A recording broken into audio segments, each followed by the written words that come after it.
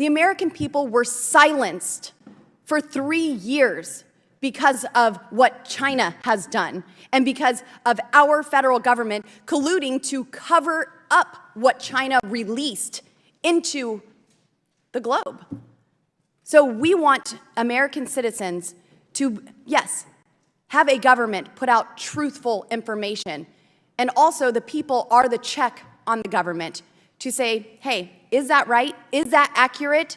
Something seems off here. I have a question. Here's some information that I found out because, hey, federal government, maybe you don't know everything.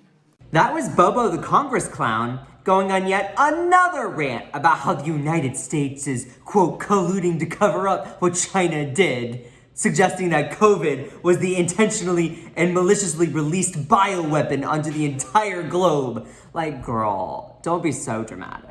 Now, before we get into our next clip, I do want to mention that the United States Department of Energy recently came out with a report claiming with, quote, low confidence that the COVID-19 pandemic most likely began after an unintentional laboratory leak from the Wuhan, China Institute of Virology.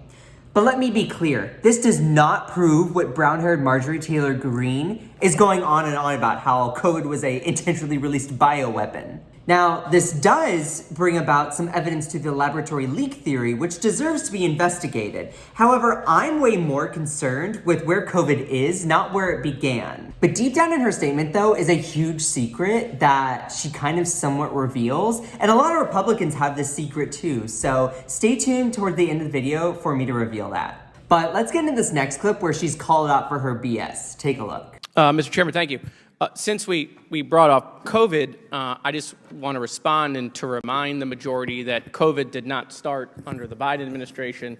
It started under the Trump administration, and it was Donald Trump who closed businesses. It was Donald Trump who closed schools. It was Donald Trump who mandated masks. It was Donald Trump who came up with the vaccine, which I don't have a problem with, but if you have a problem with it, it was Donald Trump's vaccine. And so when we bring up COVID, we seem to have amnesia of when COVID started, who it started under. Amnesia or delusion? Because if Republicans are going to get pressed that schools and businesses were closed down right when COVID struck, at least get the timeline right. But this is Republicans' bread and butter. This is what they do 101. Project, project, project. Blame Democrats for problems that they initially caused, even if maybe I don't even perceive that thing as a problem. Like, of course we should have shut down schools and businesses right when COVID struck to eliminate the spread.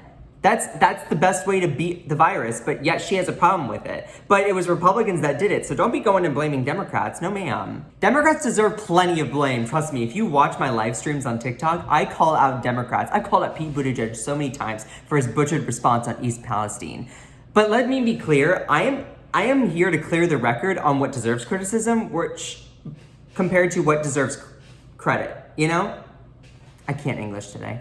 But as I mentioned, this is Republicans' bread and butter. Project blame towards Democrats for actions that they did. A perfect example is East Palestine, where under the Trump administration and under Republicans, safety regulations were repealed, rolled back for the sake of making sure that, you know, corporations make the most profit. Yet they didn't realize that now those corporations are going to do anything to increase risk if they're going to make an extra buck. You even see Fox News actually coming out with segments being like, maybe we shouldn't roll back regulations. Yeah, dude, maybe we shouldn't increase risk. But regardless, they blame Democrats for everything that's happening. Like, look, girl, Democrats deserve plenty of blame. I blame Pete Buttigieg and the Biden administration for their butchered response because they're not doing enough to help the citizens of East Palestine. That whole area has now been, like, bio-jeopardized. It's awful. I live an hour away from it. I would know. But the deep secret in Republican strategy is they are not interested in governing.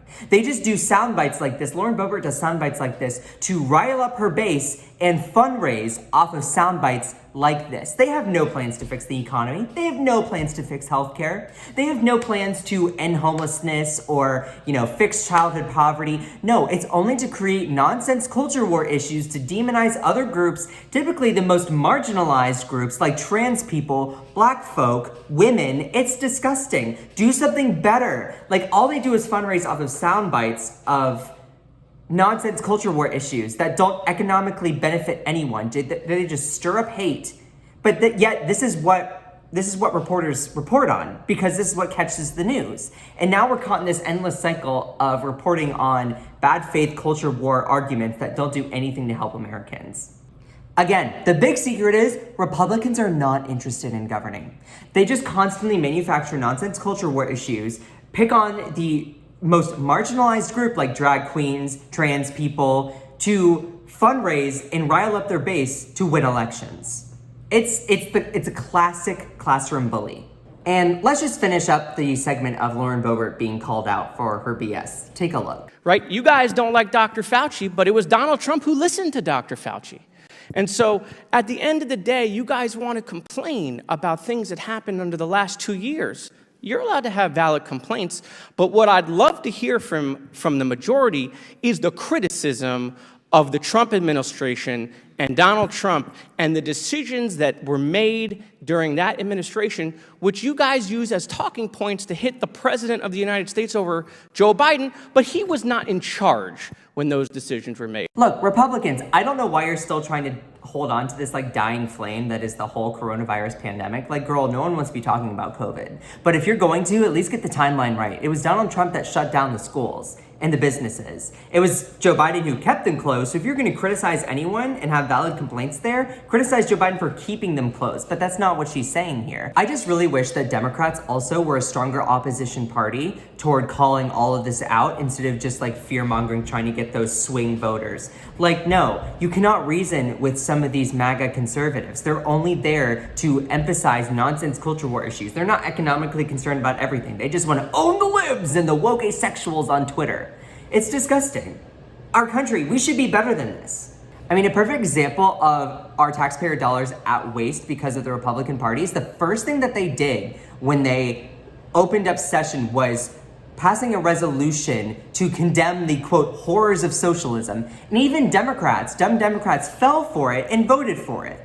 It's dumb. Like, this is our taxpayer dollars at waste. Anyway, thank you for joining me on The Gaze. You can find more of me on my TikTok, which is in the description link below, as well as you can find me on TYT's The Breakdown. That is where I post also independent content. And most importantly, do not forget to smash that subscribe button. I'm still launching my YouTube, so I appreciate everyone who stays here. I sometimes have trouble making these videos, and I hope that you have a fantastic rest of your day, evening, night, whatever. Stay amazing.